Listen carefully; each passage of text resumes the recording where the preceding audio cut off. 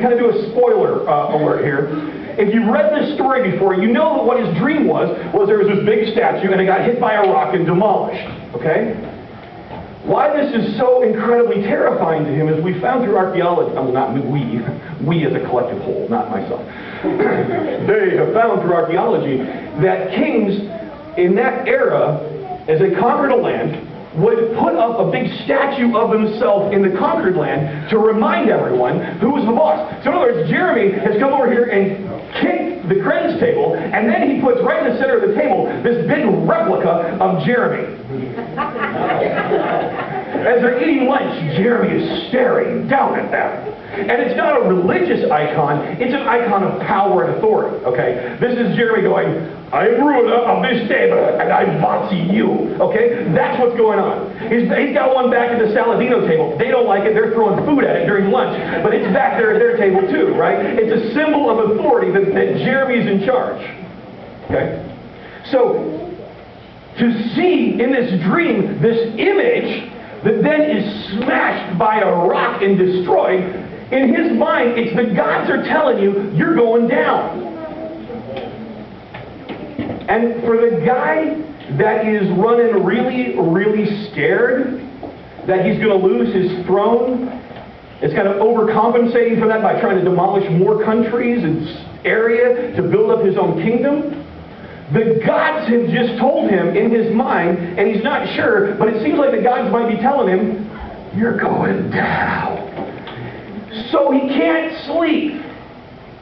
He's scared. You ever had a night where you couldn't sleep because you're scared? You're worried about what's happening and you're scared. You're restless. You get up in the morning and your brain is still trying to process something. You can't find an answer. And you're just stressing. And through the whole day, this thing is just, it's been churning in your brain the whole time. Because you don't know the future. You see, we're most afraid when we don't know the future. We're most afraid when we don't know where something's going. So, Nebuchadnezzar calls everybody. The magicians, enchanters, sorcerers, and astrologers. He's got the wise men, he's got everybody there. Now, to do a quick word study on that, those come from a huge rares Egyptian.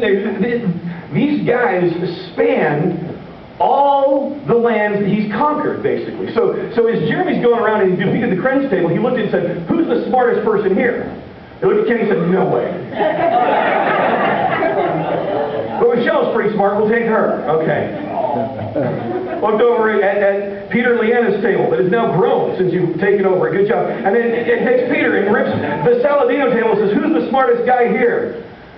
They all vote and say, send Sissa and take it captive. Way to be there for your wife. Stand up for her. All right. He takes... You found that funny too. Takes them all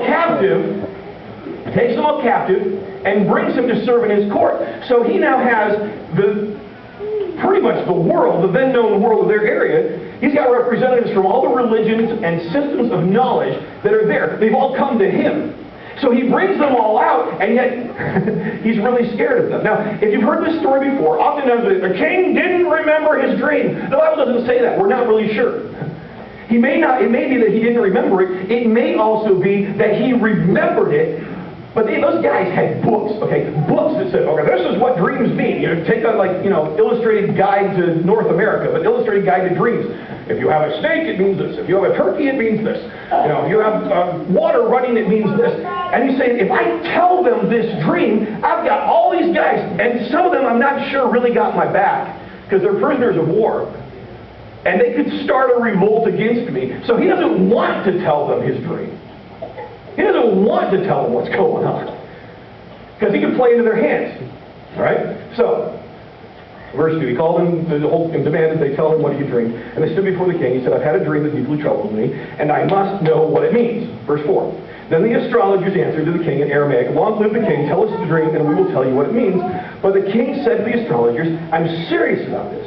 If you don't tell me what the dream was and what it means, you're going to be torn limb from limb, and your houses will be turned into heaps of rubble. But if you tell me what I've dreamed and what the dream means, then it's going to be good for you. I'm going to give you many wonderful gifts and honors. Just tell me the dream and what it means. They said again, please. Your Majesty, tell us the dream, and we'll tell you what it means. The king replied, I know what you're doing. You're stalling for time because you know I'm serious about what I say. If you don't tell me the dream, you are doomed. So you conspire to tell me lies, hoping that I'll change my mind. But tell me the dream, and then I'll know that you can tell me what it means. The astrologers replied to the king, no one. Verse 10 and verse 11 are two of the most powerful verses in this chapter. The astrologer replied to the king, no one on earth can tell the king his dream, and no king, however great and powerful, has ever asked such a thing of any magician, enchanter, or astrologer. The king's demand is impossible. No one except the gods can tell you their dream, and they cannot live here among people. These guys were supposed to be the conduits to the gods. And they've just indicted themselves by, no one can do that. What have I been paying you for? Why are you on my payroll? No king has ever asked such a thing, and no one can tell you the dream. Now, if he did not remember his dream, that was a sign that the gods were mad at you. So if that's really the case, he's feeling pretty out of control at this point because the gods are after him. He's had a disturbing dream, he can't remember what it is. Or he remembers the dream and he feels like these guys are all against him. But more than that, he's now looking at the guys that are supposed to be the guys that tell him what's going to happen and what the best plans are for him, and they have no answer to his problem. Friends, we're in a situation in the world where no one has a good answer to the problem. Nobody really knows what to do with the economy. Ask 50 economists and you get 50 answers. Ask 50 pundits on television and you'll have 75 answers. Take a poll of this room and everybody's going to have, in fact, we could probably have a good knockdown brawl among a few people that'd be really passionate. Other people would be like, this is boring, and walk out. But some people, nobody knows. You know, we thought that capitalism worked. We thought that it was the perfect answer. And please understand, I'm not saying socialism is it. That's not what I'm saying. But we thought we had it all figured out, and this would work, and we'd be great, and we'd all make millions and own houses, and it hasn't worked. We thought that with science, we could figure everything out. We could find the meaning of life and how it all existed, and understand evolution, and understand life. And the farther we get into it, and the more that we study, the more we realize that we are merely confused on a much higher level.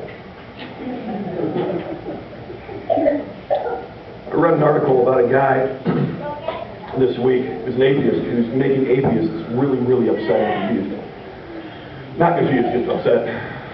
I'm trying to remember his name, sorry. But what he said is, and he presented is, he said, look, if this is it, and I truly believe it is, he says, then we need to redefine morality. Because if there is no God and we have evolved, then there really is no morality. And one of the things that he suggests is that we practice infanticide up to 20-some weeks after birth. He says, because basically a child, when it comes into the world as a baby, is less cognitively aware and able to take care of itself, less able to do that than almost any other life form, chicks and puppies and everything else. So it, logically, has no more right to life than an animal. Which is the natural outcome of the thought process.